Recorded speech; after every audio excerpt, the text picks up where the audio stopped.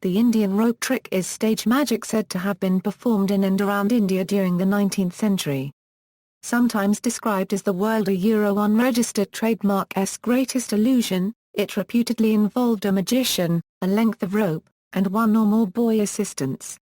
In the 1990s the trick was said by some Western magicians to be a hoax perpetrated in 1890 by John Wilkie of the Chicago Tribune newspaper. It was claimed there were no known references to the trick predating 1890, and later stage magic performances of the trick were inspired by Wilkie's account. But this claim redefines what the Indian rope trick is. For many decades, previous commentators had accepted that accounts from the 9th century, the 14th century, and the 17th century, were versions of the trick, but this was now being denied. See explanation below. The trick, although diverse accounts of the trick have appeared in print, it remains essentially the same. There are three basic variants, which differ in the degree of theatricality displayed by the magician and his helper. In the simplest version, a long piece of rope would be left in a basket and placed in an open field, usually by a fakir. The rope would levitate, with no external support. His boy assistant, a jamura, would climb the rope and then descend. A more elaborate version would find the magician disappearing after reaching the top of the rope, then reappearing at ground level. The classic version, however, was much more detailed. The rope would seem to rise high into the skies, disappearing from view. The boy would climb the rope and be lost to view. The magician would call back his boy assistant, and, on getting no response, become furious. The magician would then arm himself with a knife or sword, climb the rope, and vanish as well. An argument would be heard, and then limbs would start falling, presumably cut from the assistant by the magician. When all the parts of the body, including the torso, landed on the ground, the magician would climb down the rope. He would collect the limbs and put them in a basket, or collect the limbs in one place and cover them with a cape or blanket. Soon the boy would appear, restored. Lieutenant Colonel Elliot of the London Magic Circle, when offering a substantial reward in the 1930s for an outdoor performance, found it necessary to define the trick. He demanded that the rope must be thrown into the air and defy the force of gravity, while someone climbs it and disappears. The accounts, in his commentary on Gaudapada's explanation of the Mandikaya Upanishad, the 9th century Hindu teacher Adi Shankara, illustrating a philosophical point, wrote of a juggler who throws a thread up into the sky. He climbs up it carrying arms and goes out of sight. He engages in a battle in which he is cut into pieces, which fall down. Finally he arises again. A few words further on, Shankara referred to the principle underlying the trick, saying that the juggler who ascends is different from the real juggler who stands unseen, veiled magically, on the ground. In Shankara's commentary on the Vedanta Sutra he mentioned that the juggler who climbs up the rope to the sky is illusory, and so is only fancied to be different from the real juggler, who is hidden on the ground. The fact that Shankara referred to the trick's method was pointed out in 1934 in a discussion of the Indian rope trick in the Indian press. These Sanskrit texts of Shankara are the basis for the claim that the trick is of great antiquity in India. Edward Melton, an Anglo-Dutch traveller, described a performance he saw in Batavia about 1670 by a troupe of Chinese jugglers. Grasping one end of a ball of cord in his hand, a juggler threw up the ball which went out of sight, then swiftly climbed the vertical cord until he too was out of sight. Body pieces fell and were placed in a basket. Finally the basket was upturned, the body pieces fell out topsy-turvy, and Melton saw all those limbs creep together again, the man being restored to life. A detailed engraved illustration accompanied this account. Ibn Battuta, when recounting his travels through Hanzhou, China in 1346, describes a trick broadly similar to the Indian rope trick. Pu Songling records a version in Strange Stories from a Chinese studio which he claims to have witnessed personally. In his account, a request by a mandarin that a wandering magician produce a peach in the dead of winter results in the trick's performance, on the pretense of getting a peach from the gardens of heaven. The magician's son climbs the rope, vanishes from sight, and then tosses down a peach, before being caught by the garden's guards, and killed, with his dismembered body falling from above in the traditional manner. After placing the parts in a basket, the magician gives the mandarin the peach and requests payment. As soon as he is paid, his son emerges alive from the basket. Songling claims the trick was a favorite of the White Lotus Society and that the magician must have learned it from them, though he gives no indication where he learned this. Skepticism. There had long been skepticism regarding the trick. In 1934 the Occult Committee of the Magic Circle, convinced the trick did not exist, offered 500 guineas to anyone who could perform it.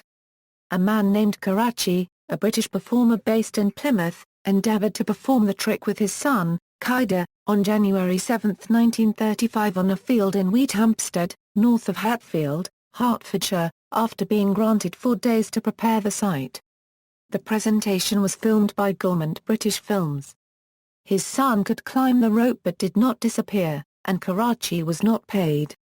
The Occult Committee demanded the trick must include the disappearance of the boy. In 1935, Karachi sent a challenge to the skeptics, for 200 guineas to be deposited with a neutral party who would decide if the rope trick was performed satisfactorily. His terms were that the rope shall rise up through his hands while in a sitting posture, to a height of 10 feet, his son Qaida would then climb the rope and remain at the top for a minimum of 30 seconds and be photographed. The rope shall be an ordinary rope supplied by a well-known manufacturer and shall be examined. The place could be any open area chosen by the neutral party and agreed to by the conjurers, and the spectators could be anywhere in front of the carpet Karachi would be seated on. However, the conjurers of the Occult Committee refused to accept Karachi's challenge. In 1941, the magician Joseph Dunninger revealed how the Indian rope trick could be performed by camera trickery. In 1996, Nature published Unraveling the Indian Rope Trick, by Richard Wiseman and Peter Lamont. Wiseman found at least 50 eyewitness accounts of the trick performed during the late 19th/early 20th centuries, and variations included, the magician's assistant climbs the rope and the magic ends. The assistant climbs the rope, vanishes, and then again appears. The assistant vanishes, and appears from some other place. The assistant vanishes, and reappears from a place which had remained in full view of the audience. The boy vanishes, and does not return. Accounts collected by Wiseman did not have any single account describing severing of the limbs of the magician's assistant. Perhaps more importantly, he found the more spectacular accounts were only given when the incident lay decades in the past. It is conceivable that in the witness's memory the rope trick merged with a basket trick. Citing their work, historian Mike Dash wrote in 2000, ranking their cases in order of impressiveness, Wiseman and Lamont discovered that the average lapse of time between the event and witnesses' report of the event was a mere 4 years in the least notable examples, but a remarkable 41 years in the case of the most complex and striking accounts. This suggests that the witnesses embroidered their stories over the years, perhaps in telling and retelling their experiences. After several decades, what might have originally been a simple trick had become a highly elaborate performance in their minds. How, though, did these witnesses come to elaborate their tales in such a consistent way? One answer would be that they already knew, or subsequently discovered, how the full-blown Indian rope trick was supposed to look, and drew on this knowledge when embroidering their accounts. Explanation. There are various explanations of the trick as stage magic. In his book on the topic, Peter Lamont claimed the story of the trick resulted from a hoax created by John Wilkie while working at the Chicago Tribune. Under the name Frederick S. Elmore, Wilkie wrote of the trick in 1890, gaining the Tribune-wide publicity. About 4 months later, the Tribune printed a retraction and proclaimed the story a hoax. However, the retraction received little attention, and in the following years many claimed to remember having seen the trick as far back as the 1870s. According to Lamont, none of these stories proved credible, but with every repetition the story became more ingrained and was really only a myth. Lamont also claimed that no mention appears in writings before the 1890 article. He argued that Ibn Battuta did report a magic trick with a thong, and Jahangir with a chain, not a rope, and the tricks they described are different from the classic Indian rope trick. He said that the descriptions of the trick in Yule's editions of Marco Polo's book are not in the body of the work, but in a footnote by Yule, and only refer to these non-classic accounts. Lamont's popular but controversial work dismissed important accounts such as Shankara's and Melton's as irrelevant to his theme. This is because his book is not really about the trick itself, but about what he called the 20th century legend of it being Indian, the fame of the trick, which peaked in the 1930s. It is this fame, Chapter 8 of his book claimed, which originated from Wilkie's hoax. Penn and Teller followed Lamont's work and examined the trick while filming their three-part CBC miniseries, Penn and Teller's Magic and Mystery Tour. According to that miniseries, the tour traveled the world investigating historical tricks, and while in India they traveled to Agra where they recreated the trick. Penn and Teller invited two British tourists shopping nearby to see what they claimed was a fakir performing the trick. As they walked back, an assistant ran up and claimed the fakir was in the midst of the trick, so they rushed the rest of the way so they wouldn't miss it. As the witnesses neared the room they dropped a thick rope from a balcony. The witnesses saw what they thought was the end of the trick, the rope falling as if it had been in mid-air seconds before. A sheet was then removed from a boy with fake blood at his neck and shoulders, hinting that his limbs and head had been reattached to his torso.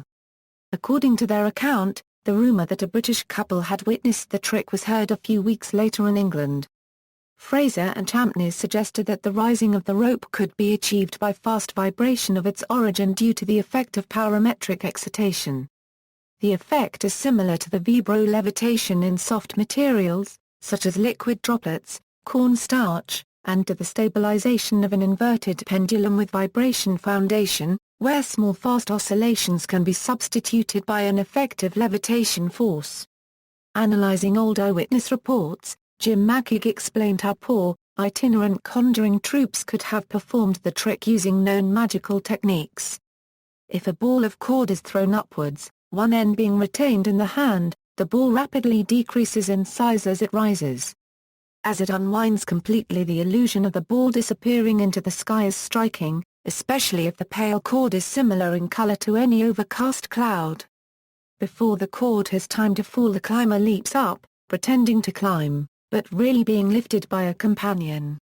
Skilled acrobats could make this quick climb look very effective until the climber's feet are at or even above the lifter's head. Then a noisy distraction from other members of the troupe is the misdirection needed, which allows the climber to drop unseen to the ground and hide. This type of vanishing by misdirection is reported as having been used very effectively by a performer of the basket trick in the 1870s. The lifter continues to look upwards and holds a conversation with the climber using ventriloquism to create the illusion that a person is still high in the air and is just passing out of sight. By now there is no cord or climber in the air, only an illusory climber as Shankara described. Ventriloquism is quite capable of producing this remarkable effect, and a report from near Darjeeling by a school headmaster who witnessed the trick states specifically that ventriloquism was used. As to the falling of the pieces of the climber, according to an Indian barrister at law who saw a performance about 1875 which included this feature, it appears to have been produced very largely by acting and sound effects. When a magician acts out the visible catch of an imaginary deck of cards thrown by a spectator, or throws a ball in the air where it vanishes, the appearance or disappearance really occurs at the location of the magician's hand, but to most spectators the magic appears to occur in mid-air. Mackig explained the falling body parts as being produced by much the same acting technique.